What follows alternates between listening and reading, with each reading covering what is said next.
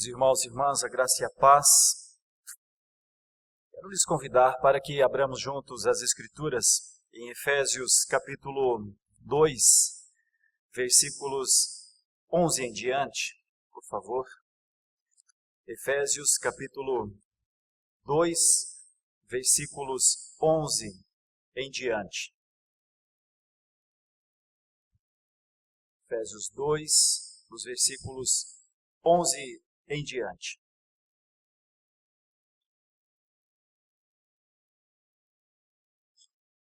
Enquanto os irmãos ou abrem ou já contemplam o texto sagrado, eu quero iniciar essa nossa meditação nesse dia, contemplando como o dia para nos lembrarmos dos grandes feitos de Deus, pelos 56 anos da Igreja Presbiteriana de Santo Amaro. Hoje à noite nós teremos o reverendo Leandro expondo a palavra aqui também. Teremos um momento de confraternização como igreja, como instituição. Eu gostaria de chamar essa meditação nessa manhã de Igreja Cristã, a existência de uma nova qualidade de pessoas a existência produzida pelos atos de Cristo na cruz. Igreja cristã, não só uma instituição criada pelos atos da cruz, não só uma instituição, um corpo vivo criado pelos atos da cruz. Deixa eu começar com uma breve ilustração, na verdade uma lembrança de um momento de muitos anos atrás. Eu pretendo citar dois momentos. Há muitos anos atrás, eu, muito jovem ainda na caminhada cristã, lá no sul do Brasil, contribuí para um programa de evangelização que nós tínhamos na nossa região, em uma emissora de TV. O nome do programa chamava-se Geração Jesus. E eu fazia algumas entrevistas com presbiterianos da nossa região. E então eu entrevistei um pastor já jubilado, acima já dos 80 anos, e as perguntas eram muito simples. Reverendo, fala-nos um pouco sobre a sua experiência com a igreja, mais de 50 anos, talvez, pastoreando aquela região. E então eu fazia as perguntas e ele começou a responder e começou a me falar coisas que estão gravadas até hoje na minha memória. Coisas como: a igreja, eu cheguei tão cedo e depois meus filhos foram conhecendo o evangelho dentro dela. A igreja, minha família foi se achegando a ela. E enquanto eu pastoreava a igreja, pastoreava a minha casa, eu que pensava ficar só um pouco de tempo na região, nunca mais saí deste lugar. A igreja é tudo para mim. A igreja foi o significado da minha vida. E eu ouvia-o falando essas coisas e era tudo muito novo para mim. Ele me disse mais coisas. Ele me disse, e nos disse, porque era para televisão, ela não é uma comunidade perfeita,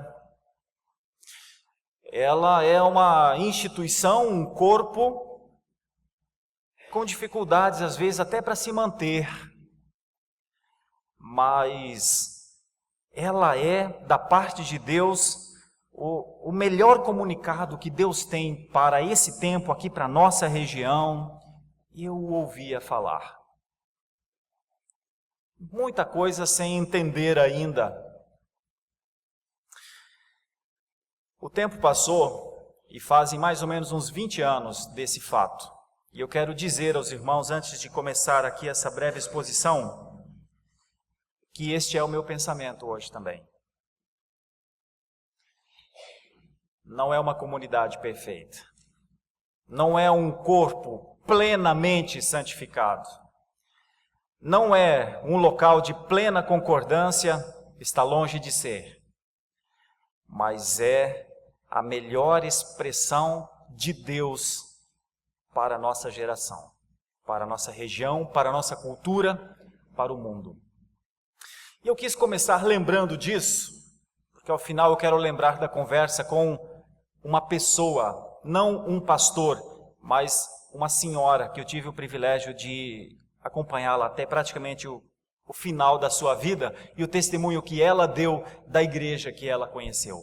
Eu perguntaria a você, qual é a igreja que você conhece?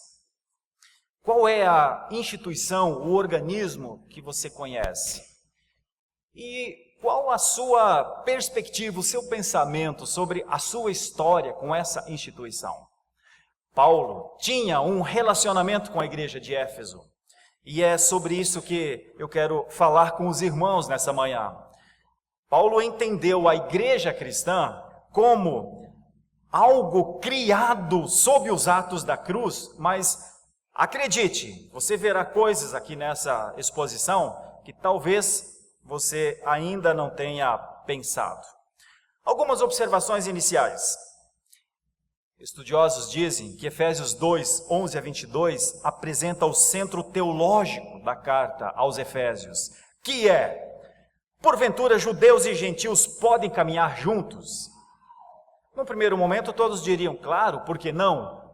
Mas eles têm formas de compreender a fé muito diferentes. Então, pessoas diferentes podem andar em conjunto? Olha, um ponto para uma aplicação lá no final. Os mais antigos e os bem novos podem andar juntos? Vamos lá pensarmos rapidamente aqui sobre nós, a história da nossa igreja. Eu sou um dos mais novos aqui, 6 anos. Pisquei 6 vezes e passaram 6 anos. Mas, e aqueles que estão aqui há 30? E os que estão há 40? E os que estão há mais de 50? Como vivem aqueles que estão aqui há mais de 50 anos? E como vivem aqueles que chegaram domingo passado? Eu não sei se alguém chegou no domingo passado, mas eu poderia certamente dizer que nós temos várias pessoas que chegaram nos últimos 3 meses. Aliás, anteontem nós estávamos olhando essa lista, né, Samuel? Eu encontrei lá já registrados perto de 100, mas passa de 100 já. Aqueles que têm se achegado só nesses últimos 3 meses à nossa igreja. E qual é a relação? E como é que convivem pessoas que estão há 50 anos com pessoas que estão há 50 dias? São diferenças. Não são judeus e gentios. Nós não temos mais a relação aqui de judeus e gentios. Mas a relação de judeus e gentios dessa época pode nos ensinar acerca de uma possível caminhada em conjunto. Dos mais experientes com os mais curiosos. Dos mais vividos com os mais esperançosos de uma vida longa na presença de Deus, em Cristo. O que um texto como esse pode nos ajudar? Então, esta é uma realidade aqui em Efésios 2, 11 a 22, que contemplou essas 3 realidades que eu estou propondo aqui. Elas recebem nomes diferentes na mente de pessoas que estudam essa passagem. Eu usei essas 3. Exclusão será a nossa primeira abordagem. Inclusão será a nossa segunda abordagem. E conclusão, mas não como conclusão da mensagem, a conclusão como um resultado final de um operar de Deus. Então, o primeiro aspecto é o da exclusão, o segundo é o da inclusão e o terceiro é o da conclusão. Apenas como uma dimensão aqui, esse mapa mostra no pontinho vermelho onde estava Éfeso. Éfeso está meio que no centro assim das viagens de Paulo. Ele foi para muitos lugares. Esses riscos dão uma demonstração de para onde Paulo andou. E Éfeso está bem, então, no centro desse projeto de Paulo. E o que é que Paulo queria fazer com a igreja de Éfeso? Ensiná-los a maravilha e as implicações práticas de ela, a igreja de Éfeso, ser uma criação de Deus em Cristo. Paulo escreveu mais ou menos entre o ano 60 e 62 depois de Cristo, provavelmente estava detido, mas não detido exatamente com uma ideia talvez de prisão que nós temos hoje, mas estava em Roma e possivelmente estava ali guardado, protegido, não tinha como sair dali. Ainda uma visão geral de Éfeso. Essa carta se divide em duas partes. A primeira, dos capítulos 1 a 13, extremamente doutrinária, como o reverendo Gabriel já leu no início, falando da Trindade, do Pai, do Filho e do Espírito Santo, as bênçãos que a igreja recebeu, porque a Trindade fez com que Cristo operasse em favor da igreja. E os capítulos 4 a 6, então, bem prática, falando sobre o dia a dia da vida do crente. E, então, Efésios é dividido nessas duas ênfases. A cidade de Éfeso recebe importância aqui no pensamento de Paulo, porque era uma cidade grande, mais de 300 mil habitantes, uma grande colônia judaica, cidade importante no Império, na verdade a mais importante nessa época na Ásia, e suas ruínas ficam perto da Turquia. Você ver este desenho, você verá aqui uma rua grande, uma estrada de 22 metros de largura, ladeada por colunas que atravessavam a cidade inteira. Então é uma cidade com uma imponência para a sua época. E isso são os sítios arqueológicos da época. E tem um outro aspecto nessa cidade ainda, que é o templo da deusa da fertilidade, chamada de Diana ou Artemis, a grande Diana dos Efésios. E este local era um local de peregrinação. Então a cidade de Éfeso, aqui o sítio arqueológico nos mostra um pouco mais, nos mostra a rua grande que atravessava a cidade, as suas colunas, um anfiteatro, nos mostra também as ruínas da biblioteca da cidade, aliás aqui mais claramente, a biblioteca da cidade, que mostrava então que era uma cidade muito culta. Mais uma vez o templo de Diana, uma estátua de Diana, que era vendida então pelas pessoas, O comércio era muito grande em Éfeso, em torno de Diana, e um anfiteatro então muito grande, porque é um período de muitas formações político-sociais, e aqui está esta cidade.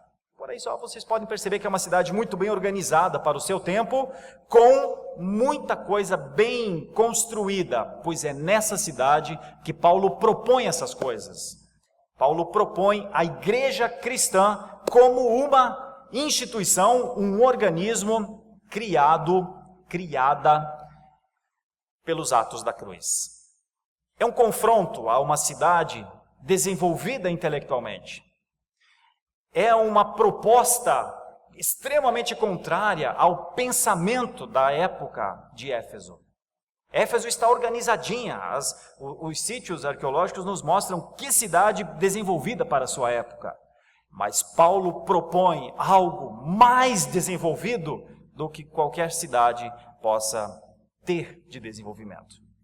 E é o texto que nós temos então, que o irmão abriu. Está escrito aqui, eu coloquei aqui em letras garrafais para que possamos ver de longe. Portanto, dizem os versículos 11 a 12, lembrai-vos de que outrora vós, gentios na carne, chamados incircuncisão, por aqueles que se intitulam circuncisos na carne, por mãos humanas, naquele tempo estáveis, notem as ênfases, sem Cristo, separados da comunidade de Israel, novamente, e estranhos às alianças da promessa, não tendo esperança e sem Deus no mundo. Essas são as primeiras ênfases que Paulo expressa nessa passagem. E então, o que era essa exclusão? A primeira parte vai falar sobre exclusão. O que era essa exclusão? A primeira coisa que Paulo fala aí é sem Cristo. A palavra Cristo leva ao conceito de Messias. Então, se era sem Cristo, era sem um Messias. Se era sem um Messias, era sem tratamento de pecados, sem expiação. Se era sem Messias, sem expiador de pecados, começa a mostrar qual esperança os gentios tinham.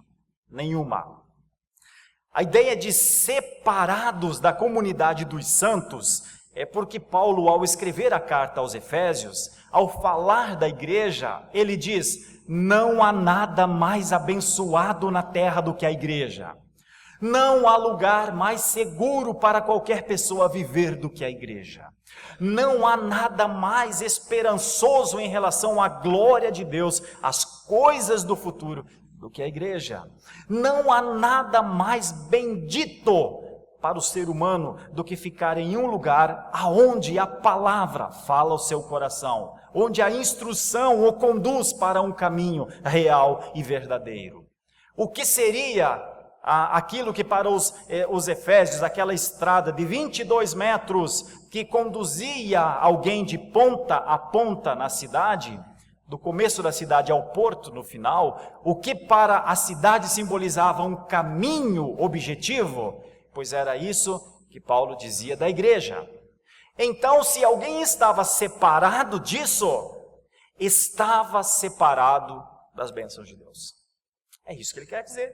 Sem o Messias, sem o expiador, sem as bênçãos do caminho que leva a um lugar objetivo, sem as alianças. Por quê?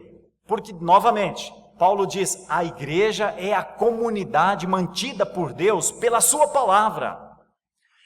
Ele firmou o compromisso de manter a sua igreja e de edificá-la. Então, se ele, e se o próprio Jesus disse, eu edifico a minha igreja, olha, isso são promessas. Estar dentro desta igreja significa ser edificado. E estar fora significa não ser edificado. Ele está falando dos gentios. E está dizendo que quando os gentios eram, veja o texto, não tendo esperança e sem Deus no mundo, não significa que eles não adorassem alguém ou alguma coisa. Eles adoravam. Inclusive, eles adoravam Diana. Eles tinham uma deusa no seu coração. Só que Diana não era Deus. Eles criaram o seu Deus para adorar. Mas Paulo diz que Diana não era Deus. E os considera então como alguém sem Deus. Por isso é que estudar sobre a exclusão é algo muito significativo. Veja o que os versículos dizem. Se você quiser abrir o texto, você olha o versículo 11, olha a ênfase. O sinal da aliança abraâmica era a circuncisão. Só que a circuncisão era o orgulho dos judeus, se tornou como que orgulho, tanto é que eles desdenhavam das pessoas, chamando-os de incircuncisos. O que era orgulho para um povo, era vergonha para outro. Os gentios pagavam um preço por isso. Veja no versículo 12. Esta era a condição dos não-judeus. Eles não possuíam esperança porque não havia a proposta de uma mão estendida para firmar uma aliança. Inclusive, para compreender bem o que era essa questão da separação, no templo havia uma parede separando o átrio dos gentios, lá no templo. Uma parede que separava o átrio dos gentios para o átrio dos judeus. Átrio quer dizer lugar. E uma ordem para que nenhum judeu ultrapassasse o pátio dos gentios. Se o fizesse, seria morto. Então, as ênfases, as formas de separação eram muito fortes. Era para não ter a inclusão. Era para que se preservasse a exclusão. Essa era a proposta dos mais antigos, uma exclusão para com estes mais novos. Esta era a proposta dos judeus para com os gentios. Então, sobre a exclusão, esta era a situação de alguém sem os benefícios da cruz de Cristo. Lembrem que nós estamos trabalhando sobre exclusão, inclusão e conclusão a partir dos atos da cruz de Cristo. A ênfase é a cruz de Cristo. E para os gentios, a cruz não apresentava nenhum benefício. Essa, diz John MacArthur, é a fotografia da alienação dos gentios. Não eram apenas alienados de Israel por causa da não circuncisão. Eram alienados de Deus. Estavam sem Cristo, sem uma comunidade, sem as alianças e sem qualquer esperança. Essa é a foto de alguém que não tem em seu favor os benefícios da cruz de Cristo. No entanto, a expressão sai daquela ideia de passado. No entanto, antes eram assim para um novo tempo, para um tempo presente. Aí no texto, os versículos logo a seguir, o 13, do 13 até o 18, enfatizam o presente. Veja como é que Paulo trabalha a questão da inclusão no presente. Agora, veja, são as mesmas pessoas. Agora, em Cristo Jesus, vós que antes estáveis longe, fostes aproximados pelo sangue de Cristo, porque Ele é a nossa paz, o qual de ambos fez um. ênfase aqui, Deus fez de judeus e gentios um povo. Deus fez de antigos e experientes e de novos e esperançosos um povo. E eles são aqui o alvo de Paulo, estes novos. E tendo derribado a parede da separação que estava no meio, a inimizade, aboliu na sua carne a lei dos mandamentos, na forma de ordenanças, para que dos dois criasse em si mesmo um novo homem. Olha, essa é a ênfase da nossa passagem. Como é esse novo homem? Que homem novo é esse? Que igreja é essa? Criada e chamada de nova, fazendo a paz e reconciliar-se ambos em um só corpo com Deus. Que corpo é esse? O que é ser um corpo com Deus? Por intermédio da cruz, destruindo por ela a cruz, no caso, a inimizade.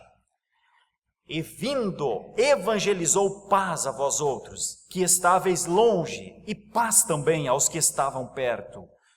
Ou seja, a bênção tanto para os distantes, os gentios, quanto para os judeus que estavam ali, porque por ele ambos temos acesso ao Pai em um Espírito. Então esses são os versículos 13 a 18. O que nós podemos compreender sobre a inclusão então? Sobre a exclusão, o texto já nos mostra: sem esperança, sem Deus, sem alianças, sem nada. Sem a medida da bênção da cruz, é nada, o resultado é nada. Com a cruz, com o trabalho, com o resultado do operar da obra de Cristo na cruz, então nós temos uma inversão muito grande, muito significativa.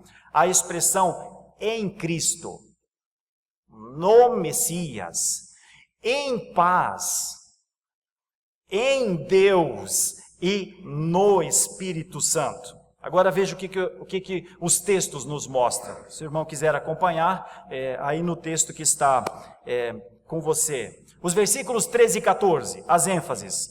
O sangue de Cristo se transforma, se você olhar no texto você vai perceber, se transforma num dinamite para a parede da separação. E numa proposta de aliança. Se os gentios estavam sem aliança, o sangue de Cristo propõe uma aliança. O próprio Jesus diz: este é o sangue da aliança, da nova aliança, como se fosse exatamente uma mão estendida para a preservação da vida. Os gentios, sem os benefícios da cruz, não tinham esperança de vida. Mas em Cristo, eles têm a esperança da aliança que preserva a vida. O objetivo da aliança é justamente preservar a vida. Então, esta é a paz que Paulo está enfatizando aqui em Efésios. Iniciativa de Deus para o mal da inimizade do homem com o seu Criador. Isso é o que pode se extrair dos versículos 13 e 14. Dos versículos 15 e 16, fica claro quem desfez a inimizade. A lei dos mandamentos, que consistia em muitas ordenanças, criava um problema sério para os judeus. Paulo não estava dizendo que Deus havia rejeitado os padrões justos da lei. Ao contrário, a questão é a cobrança. Quem foi cobrado dos padrões justos da lei? O Filho. Aquele que cumpriu na cruz. Aquilo que a palavra de Deus diz, as expectativas. Aquele que na cruz entregou todo o seu trabalho em favor do cumprimento de um plano de redenção. Então, em Cristo, os padrões justos que as pessoas jamais poderiam pagar foram quitados. É por isso que Cristo é a nossa justiça. Somente em Cristo os cristãos podem cumprir a lei. Mas a lei tem de ser cumprida, só que quem cumpriu foi Ele. E é isso que desfez a inimizade. Deus não atenuou o que Ele precisava cobrar, mas o seu Filho pagou. Por isso, então, Ele desfez a inimizade, conforme está aí no texto. E como é que os versículos 17 e 18 nos mostram que isso aconteceu na prática? Pela palavra evangelização. Desfez a inimizade pela evangelização. Está escrito ali. E evangelizou a vós outros, tanto os de perto quanto os de longe. Então, o acesso ao Pai é o privilégio para o evangelizado. O Pai, o Filho e o Espírito Santo são envolvidos na salvação do crente, e a evangelização é o instrumento para tal acesso. E então esse corpo começa a ser construído. Então, o que mais sobre a inclusão, para concluir essa parte? É o estado atual de alguém com os benefícios da cruz de Cristo. A cruz de Cristo inclui mesmo pessoas para um corpo que nós vamos entender como é que ele se dá. No pensamento novamente de MacArthur, Deus aparece, Cristo entra em cena e tudo se transforma. Quando esses dois povos, gentios e judeus, são trazidos de dois polos opostos e unificados num corpo, olha a expressão, misterioso. Essa é a expressão de MacArthur. A igreja, através de um milagre divino. É isso que é a igreja. Vamos para a terceira ideia, os versículos 19 a 22. Assim, está escrito, já não sois estrangeiros e peregrinos, mas concidadãos dos santos, e sois da família de Deus, edificados sobre o fundamento dos apóstolos e profetas, sendo Ele mesmo, Cristo Jesus, a pedra angular, no qual todo o edifício bem ajustado cresce para santuário edificado ao Senhor, no qual também vós juntamente estáis sendo edificados para a habitação de Deus no Espírito. Notem os grifos, concidadãos dos céus, família de Deus, edificados por Jesus, que é a pedra angular, santuário dedicado ao Senhor, habitação de Deus no Espírito. São expressões todas que vêm das Escrituras. E é isso que nós apontamos para a conclusão. É isso que Deus chamou de igreja. Concidadãos dos santos, família de Deus, edificação de Jesus, moradia do Espírito. Atentem para a ideia de comunhão entre nós, concidadãos. É uma ideia assim que inclui muitas pessoas em conjunto sob leis que todos concordam ou se relacionam bem. A expressão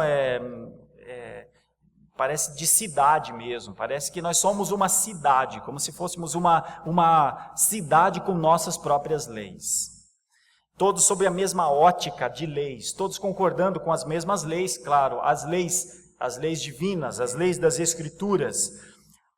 E percebam, família de Deus, Deus Pai, edificação de Jesus, o Filho e moradia do Espírito, uma ênfase na Trindade, como foi lido lá na liturgia no início. Bendito Deus e Pai de nosso Senhor Jesus Cristo, ênfase em Deus e Pai, no Senhor Jesus Cristo que operou a salvação e no Espírito que aplica a obra da salvação. Então, o que é a conclusão de Deus? Como é que Deus concluiu a sua igreja? Vamos ver nos versículos, como temos visto.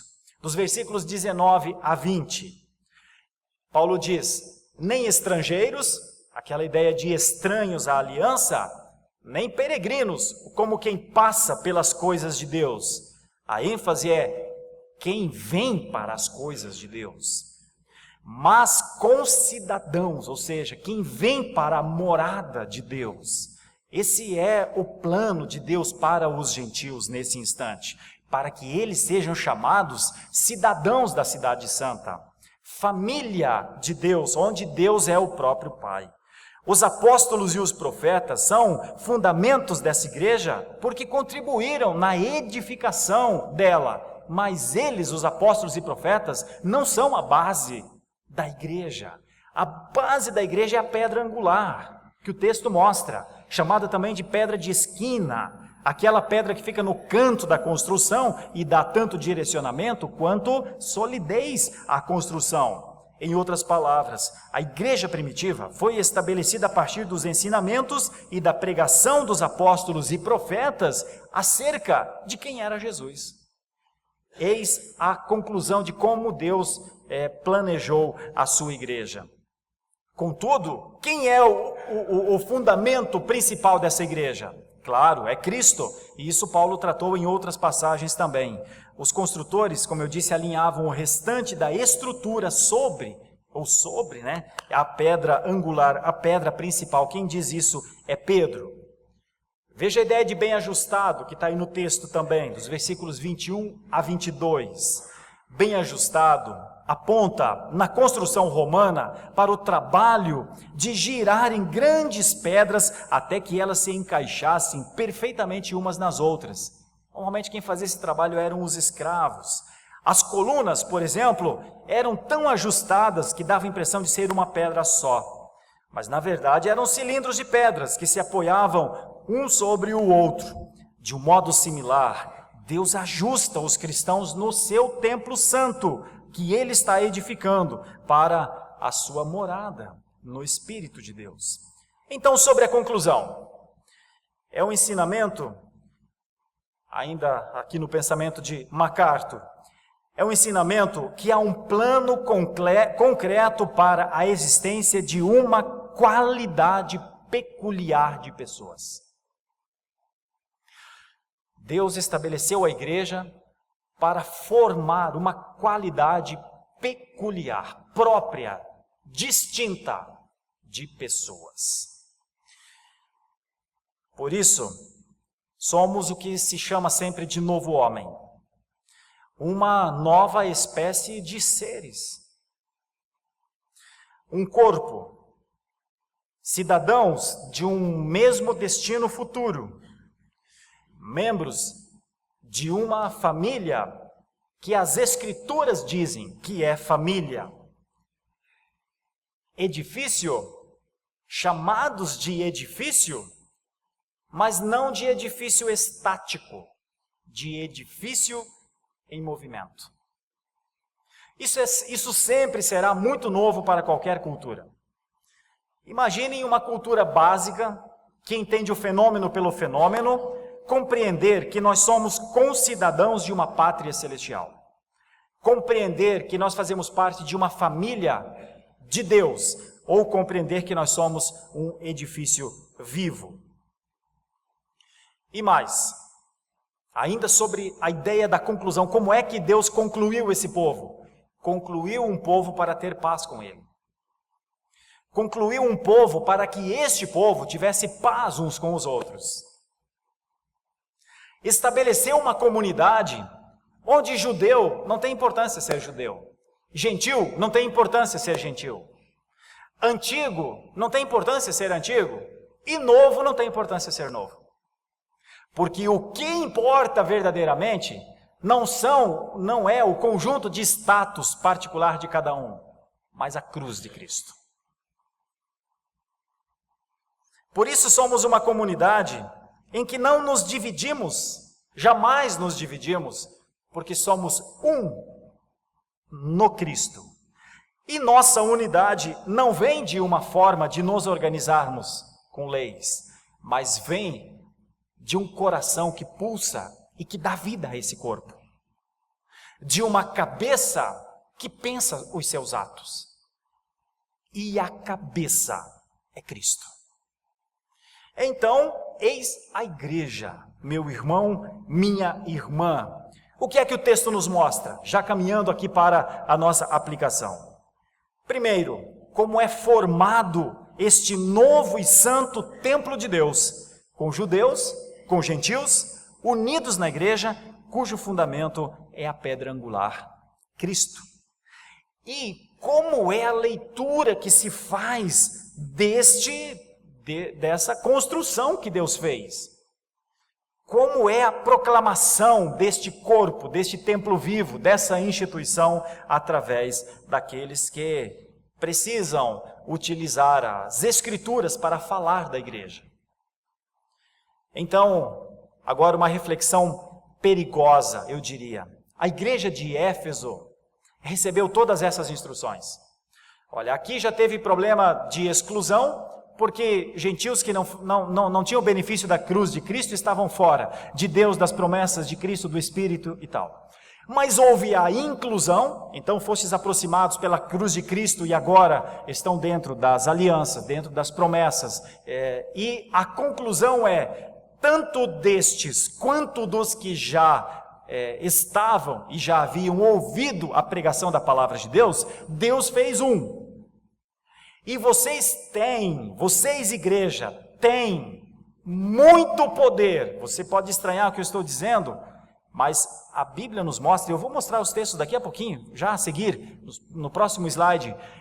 Paulo usa 4 formas de poder diferente na carta aos Efésios para dizer quanto poder tem a igreja no nome de Cristo. Mas é uma das igrejas questionadas por João, lá no Apocalipse. Aliás, é a primeira igreja. Recebeu tudo isso, recebeu todo esse conhecimento, e é a primeira igreja, lá no Apocalipse, a ser corrigida. Veja só, a igreja de Éfeso é a destinatária da primeira carta de Jesus às 7 igrejas, enviada por meio de João, está lá em Apocalipse 2. Nessa época era ainda uma igreja pura, mas que havia perdido um pouco da alegria da salvação. Sabe qual foi a principal correção? Perdeu o primeiro amor, igreja. É uma figura da igreja de Cristo nos primeiros tempos, e é também uma figura de alguns crentes que, após convertidos, perdem o primeiro amor. Então aqui começa uma observação perigosa para a igreja. Veja, no comecinho da carta de Paulo aos Efésios, ele fala sobre o poder de Deus, e qual a suprema grandeza do seu poder, a expressão dunamis, para com os que cremos segundo a eficácia, a expressão energeia, da força, a expressão ischus, do seu poder, a expressão kratos. Tudo isso Deus disponibilizou à igreja. Tudo isso Ele deu à igreja na criação dela. Quanto ao mais, isso já no final da carta de Efésios, lá quando está um pouquinho antes de trabalhar na armadura do cristão, quanto ao mais, sede fortalecidos, novamente a palavra dunamis, no Senhor e na força, palavra kratos, do seu poder, palavra ischus. Tudo isso foi dado à igreja de Éfeso, para que ela se revestisse do poder de Deus e fosse igreja de verdade. Tudo isso foi dado. Mas por que ela é questionada depois por João? Porque não adiantava nada disso se ela havia perdido o seu amor, o primeiro amor. Olha o que Paulo diz: revesti-vos de toda a armadura de Deus, para poderdes ficar firmes, a expressão estenai, contra as ciladas do diabo. Portanto, tomai toda a armadura de Deus para que possais resistir, antistenai, no dia mau, e depois de terdes vencido tudo, permanecer inabaláveis. Novamente a ideia de permanecer firmes, stenai. Estai, pois, firmes, novamente, estete, cingindo-vos com a verdade, cingindo-vos da couraça da justiça. Eis como Deus concluiu a igreja, para como ela deveria ser. Mas lembrem, lá em Apocalipse, João diz: eu sei que você fez isso, fez aquilo e fez aquilo mais, mas eu tenho uma coisa para te falar. Do amor, do primeiro amor, da alegria da salvação, não cuidou bem. Meus irmãos, eu quero fazer uma breve aplicação então. A nossa igreja, depois dessa ideia aqui da carta de Paulo aos Efésios. Paulo trabalhou na carta dos capítulos 11 ao 22, aos meus olhos, com essas três ideias. A primeira é que em Éfeso havia um povo que em um determinado momento estava fora dos planos cuidadosos e amorosos de Deus. Depois, este povo foi aproximado pela cruz de Cristo e então este povo recebeu o benefício da inclusão. E quando recebeu o benefício da inclusão, recebeu um benefício junto com um outro povo, judeus e gentios, dos quais Deus fez um. E este povo novo existe para que o Senhor Deus seja glorificado nele. E isso é a igreja. E essa igreja é uma comunidade de uma qualidade peculiar. Nossa comunidade não procede de costumes, procede da convivência com Deus. A igreja cultua ao Senhor porque sabe que Ele é digno da adoração. A igreja convive com as instruções de Deus porque sabe que as instruções fazem bem à vida do seu povo. Então o povo de Deus convive com o seu Pai e ouve na sua palavra tudo o que precisa ouvir para viver. Não são costumes, não são ordens, cumprimentos, obediência ou desobediência, é convivência. Nossa unidade não resulta de hábitos mecânicos. Nossa comunidade como igreja não vive porque se acostuma a fazer coisas, mas do amor vivido ao longo dos anos. E eu preciso dizer, primeiro é de Deus por nós. Nós existimos como igreja porque Deus nos ama. E o amor que Ele derramou sobre nós através do Seu Filho Jesus abre o nosso entendimento, o Espírito de Deus abre o nosso entendimento para que nós reajamos à medida das nossas condições. E nós reagimos adorando-o, e nós reagimos testemunhando dele. Então a igreja, ela exemplifica este amor ao mundo como dizendo: somos a noiva muito amada do Cordeiro. E este amor é vivido. Este amor não é algo para ser proclamado, dito, falado dele, mas para ser vivido. A nossa unidade, o que nos une, continua a ser e unicamente Cristo e a cruz. O que vivemos evidencia a nossa posição em Cristo. Portanto, a última palavra é Igreja Presbiteriana de Santo Amaro. Lá se vão seus 56 anos, para que a igreja viva conforme a sua vocação. Entre antigos e novos, a cruz. Entre mais sábios e menos experientes, a cruz. Entre intenções, gostos, ideias, planos, a cruz. Entre expectativas A, B ou C, a cruz. Eis a existência de uma qualidade peculiar de pessoas, produzida pelos atos de Cristo na cruz. Que o Senhor nos dê graça para que, ao vivermos a experiência nessa geração de sermos uma das igrejas de Deus na terra, porque o Senhor Deus tem a sua igreja espalhada por este mundo, sempre teve, e ela não é tão pequena quanto muitos pensam. A igreja de Deus, para a sua glória e para o seu louvor, sempre existiu e sempre existirá. Em todos os lugares no mundo haverá igrejas comemorando aniversários, porque o Senhor Deus tem sustentado a sua igreja para a sua honra, para a sua glória, para a sua dignidade, porque Ele é o centro, porque Ele é o único a ser adorado e está sendo adorado. Então, que nós, como igreja, possamos ser um desses grupos, um pequeno grupo talvez, mas que se compreenda como uma instituição, um organismo formado pela cruz de Cristo. A cruz de Cristo fez isso, é o centro dessa passagem. A cruz de Cristo uniu gentes, pessoas, em um propósito só: adorar ao Senhor acima de qualquer coisa e amar ao próximo como a si mesmo. E esse texto nos diz que isso é para ser vivido. Foi isso que Paulo propôs aos Efésios. E é isso que eu gostaria de propor a nós nesse dia de aniversário. Propor uma reflexão muito verdadeira sobre como é ter 56 anos. Aos mais experientes, mais responsabilidade, claro. E aos mais novos, que possam ter segurança disso. Que possam olhar para trás e perceber que essa igreja vem sendo sustentada por Deus ao longo desses 56 anos. Aos mais experientes, a gratidão.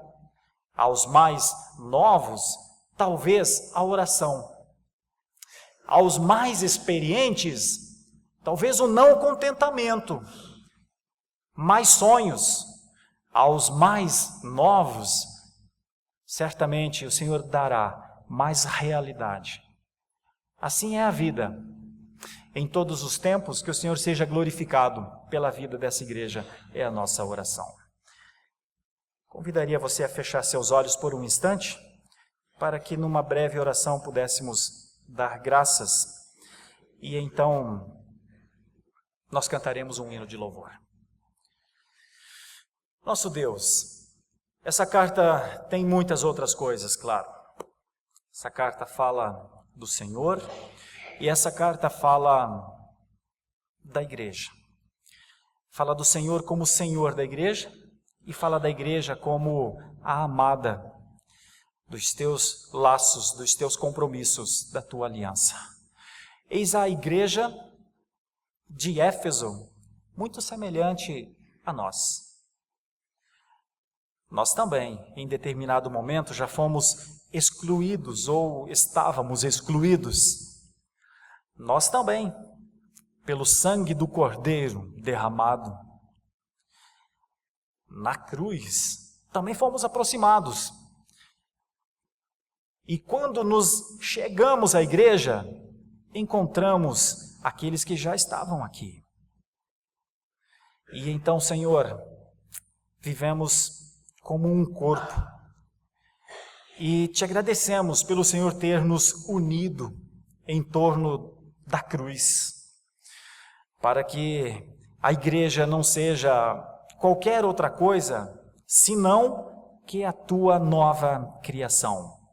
Eis o teu povo, criado pelos atos da cruz, para viver ainda um pouco de tempo aqui, para depois definitivamente ser a tua igreja na eternidade. Eis-nos aqui, como disse aquela senhora no leito. Vivi 80 anos aqui, mas descobrir que isso foi um pouquinho só do tudo que eu ainda vou viver é descanso para a minha alma, pastor. E fechou seus olhos logo a seguir. Eis o que é o testemunho do que o Senhor fez. Seja engrandecido, Senhor da igreja. Seja louvado e adorado, Senhor desta igreja. Dá-nos do conhecimento de Ti, para que Te temamos na medida certa. e para que amemos os teus propósitos, que certamente estão além dos nossos olhos e da nossa compreensão. É a nossa oração, em nome de Jesus. Amém.